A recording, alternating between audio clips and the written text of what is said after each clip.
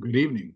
This is the Elliott wave update for the NASDAQ 100 and the S&P 500 for Thursday, January the 25th, 2024. Market did pretty much follow through on current expectations, and so I'm going to pick it up here with the NASDAQ, and I'm going to stick with the hourly chart. Just a very quick recap. We remain in a minor fifth wave up. And that minor fifth wave is going to complete an intermediate C wave and a primary B wave.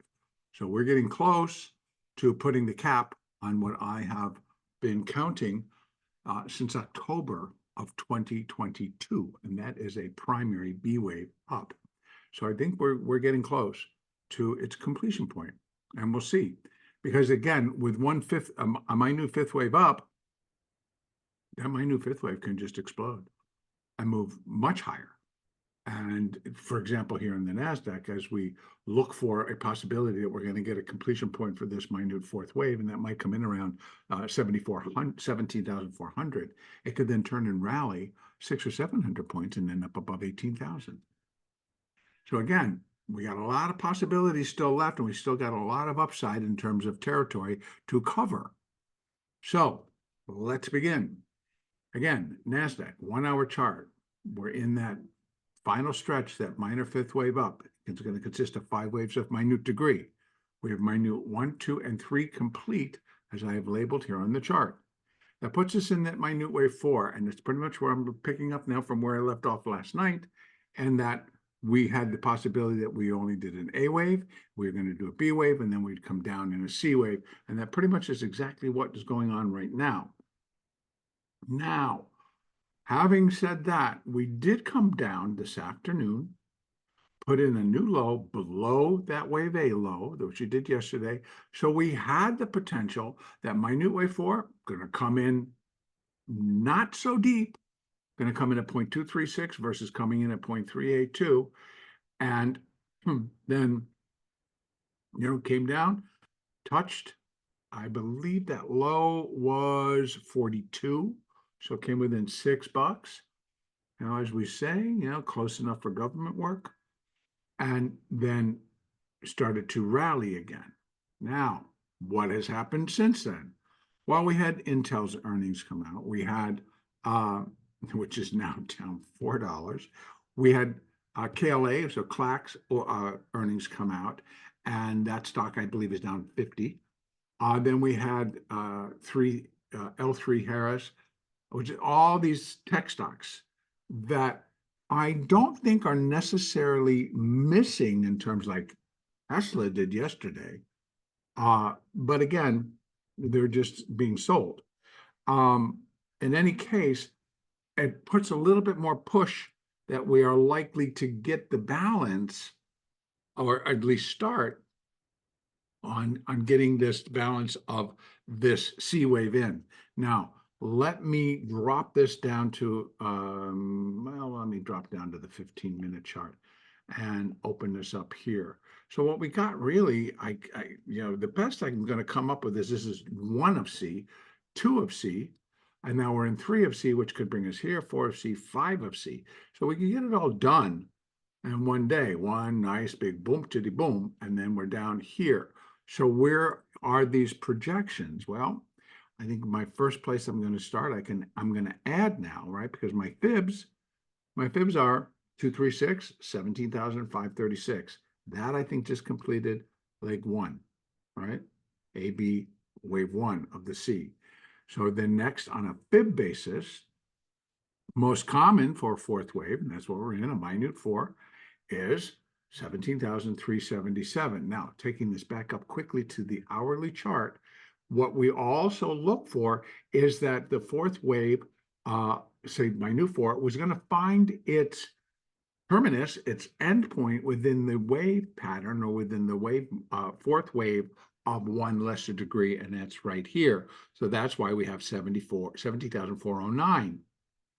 So that's where we're looking. 17,409 down to 17,377. And that all fits. Now back down to that 15-minute chart, and let's open it up. So This could be 1, 2, 3. This could be a 4, but I don't think so because it starts to come back up and overlap. So I'm going to leave this as 1 of C, 2 of C, and we really do start to drop. Yeah, I see what they're doing. They're kind of starting to push it back up again. This is just the way the markets are, you know. And other additional earnings reports are continuing to come out as I'm making this update. So everything gets calculated in.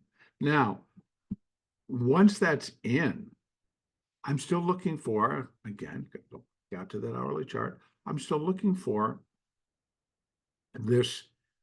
This would be minute 4. I'm looking for a minute wave 5. Once I do get the end point for the wave 4, I will be able to run my last fibs, which are going to be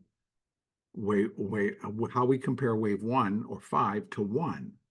So minute 5 would be compared to minute wave 1. So I use minute wave 1 to give me those extensions that are going to show me what are the probabilities or capabilities of a minute 5th wave.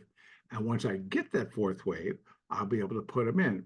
But we're not that far from 18,000. So let me just, for example, put this in, and I should already be set up. So let me just go ahead and do that. Up here, and here is wave 1. And let's just say we do get down to that 3 right here, about 371.3, right? 100%. Look where we are, 18,095. So this is what I'm talking about. We do go right into what have we been talking about for like the last couple of weeks?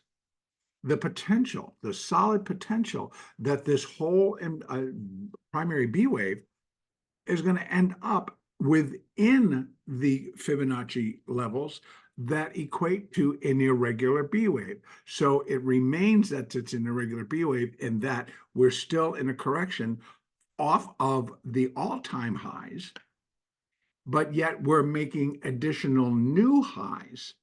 And all I want to talk about here just very quickly is that Elliott told us about these. He told us about these situations where, like a 4th wave, in this particular case, will go to a new all-time high. And it does it in a B wave. The Dow major level, excuse me, the Dow did it in 2008. The Dow went to a new all-time high above 14,000 and then just rolled over in the greatest financial collapse. And I mean, this is how this thing got booked. The greatest financial collapse we've ever seen. We saw Bear Stearns go out of business. We saw Lehman Brothers go out of business. We saw several banks just get taken over, receivership. We saw massive, massive, massive damage being done to the markets, right? Just prior to all that, the Dow hit an all-time high. The S&P was sitting at 11. I'd have to go back and look. I want to say 11,000. We know that's not right. But it was sitting up towards its highs at the time. So while we watch all these things happen, is it really so out of the blue or out of the ordinary that we see both the S&P and the NASDAQ, the Dow just going to a new all-time high? You know, it's sitting up, what, 37, 38,000? So again, that I've not actually done a continuation of analysis on the Dow, but I'm going to say that it's also another irregular, but it's not doing it by itself now. We've got everybody all kind of doing that same thing and going up into that direction. So when we're interpreting this, Elliott told us about how all-time highs most often are doubly retraced or doubly corrected. So here we go. Wave A was the first correction of that all-time high that we saw in 2022. Then we get the B wave, creates a new high. We come back down, correcting again the existing previous high. So we're correcting twice. It was a strange statement when he was making it, and it took me a long time to figure out, like, what are you talking about, Elliott? but that's basically, in my opinion, what he was saying. So we're going to get up there. And now we're showing just some basic fibs that get us up to 18,095. 1.236, which is common, is 18,056. If we go full bore, we're going to get up closer to the 382, which is at 18,000. Let me just go. 18,860. 1.618 is 18,535, let's say. So we have levels.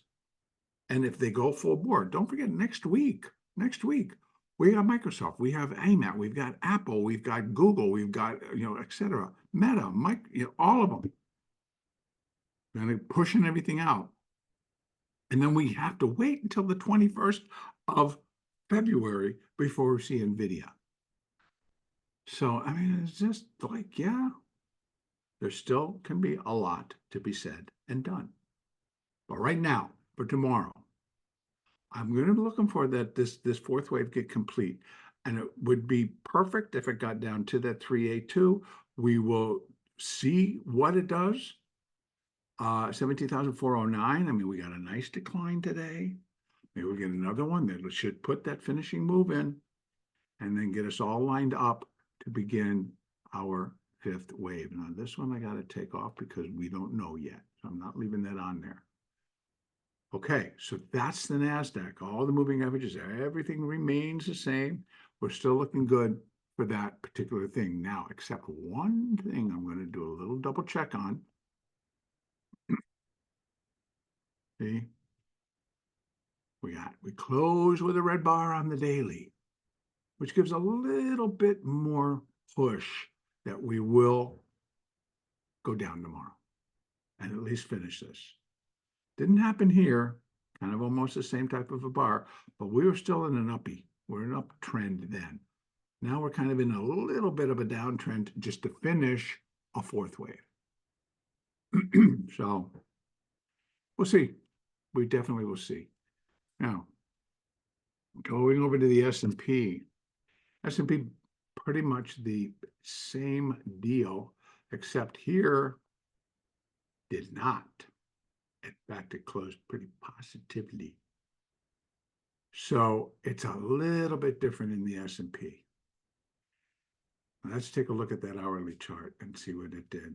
Same deal though, 1, 2, and 3. So we have A, B, C, B, or we still have a little bit more to go, or A, B, this would be failures in here. So again, not really coming off as hard as the NASDAQ is right now. Even though Intel's in here, I think KLA's in here. And there's a lot of other stocks that are in there. So again, we're going to have to wait and see because it's going to have to be a little bit. And also just how deep this did not come down as far in the NASDAQ. We actually came back down and put in a new low below what we did yesterday. S&P did not. So it's a little bit more confusing and up in the air for the S&P right now. My expectation, though, would be, okay, we put in a new low below 48.89. How far down, a little bit too soon, can't really say. But we can throw some, and yeah, I can put it there, just for an early estimate. 100%, if this was A and that's B and we're going to do a C wave down, 100% is 48.82. We're not that far below 48.89. Then we can put a 4 on it and we run in a fifth wave. That, I'm taking this off because I don't know. We may go up and equal, and then it's a big flat, and then all we're going to do is come back to 48.89. So, or we're going now. Again, I don't suspect because the S&P and the NASDAQ usually go hand in hand. They're pretty tight and keeping it all grouped together here. But we'd be looking for Microsoft, NVIDIA, all of those to kind of start to relax a little bit and come down off these highs. Netflix, 2 days in a row. Just like, go, keep pushing, keep pushing, keep pushing. And so that the buyers kind of walk away. Now, tomorrow being a Friday, it is an expiration. all of the underlying have Friday options that are going to expire, the weeklies. So we got that going on. And then I'm sure we'll have a lot to say about where things are going to get pinned. So same deal. Everything's still looking good. We get this 4 in, we get the 5 now, and the S&P. It's going to be, I'm going to say at least above 5,000, right? If I got to pull this open, let me just double check. Here we go. And again, this is just a guesstimate here, folks. But I just want to show if we all get only back to 48.89, oh, look at that. 100, which is equality, is above 5,000. So we are already in new high territory, new all-time high. But 1.236 is 5,100. Can it get up there? Well, yeah, it can, because look at the 1.618, 5,108. The actual 1.236 is 5,116, 1.618. Here, in terms of where we're measuring out for the minute wave 5, is 5,108. That's 1.618. So we got the numbers, and everything's kind of on track. Full bore, we can go. We definitely can go. Minor 5, we got them. The fibs do support if we get what I call a full bore blow up. And that would come on the heels of a lot of the Mag 5, the Mag 7, whatever they're calling it these days, putting in some stellar earnings reports. So I'm kind of going to leave it there because there's not a whole lot that I can be adding. Let me just see what we got in terms of economic numbers tomorrow. We have personal income and spending, and guess what? We got the almighty PCE Index. And so they're looking for small increases there. Core PCE, 0.2% versus 0.1 previous. And and those are all 8:30 a.m. Personal income, personal spending, PCE, core, blah, blah, all that good stuff. And 10 a.m. we have pending home sales. So, but the big deal will come pre-market. So we might get all this done pre-market. It might even happen, a lot of it, Globex will get us down into where we need to be. These numbers drive the thing home, and then we start to rally again, which is so typical of our market. The market's just like, no, we're never going to go down. We're never going down again. And their goal is to just march on forward. And so that's kind of what I expect. But I'd like it to be just a little bit more as it was today. The trading was there's a little bit cleaner. Still, early start was a lot of fits and starts, and even within the 1 minute, within the 5 minute, it kind of just flipped itself around pretty quickly. But enough to at least not make it such a strange day as it was on Wednesday and Tuesday. They were more difficult days. Okay, so I am going to finish up there. And the next, I will see what happens on Friday and how that all relates to our bigger picture as to whether I will actually try to get a big picture update in over the weekend. But the next Elliott wave update will, if I get a big picture update in on Saturday, then the Elliott wave update would be deferred until Monday, unless something really bizarre happens in Globex on Sunday. So we're going to leave it kind of like that. I'm going to try to get a big picture update in on Saturday, and then we have until we can see what's going to happen in Globex on Sunday, and then we have Monday. All right. Everybody, please have a great trading day tomorrow, and we'll see you next time around.